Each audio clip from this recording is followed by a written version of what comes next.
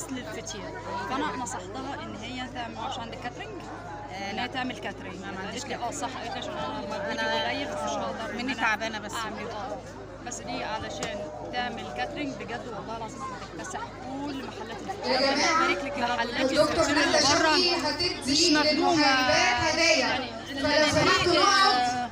دي اتنسفت، حطيتها هناك اتنسفت. والله ما انا بقول لك يعني يعني الدقيق مشكوك فيه والسمنه مشكوك فيها والزيت مشكوك فيها، ما فيش يعني هم عايزين يبيعوا خلاص، فما نشوف اي ثمن. لكن لما بتشتري من البيت ومن ست البيت بالذات بتحط الخامات اللي هي بتاكل منها شخصيا وبتاكل ولادها، بتبقى خامات نضيفه قوي، فلو تيجي تاكلي بتاكلي الطعم. والفطير بتاعها انا بقول لكم هو اصل الفطير.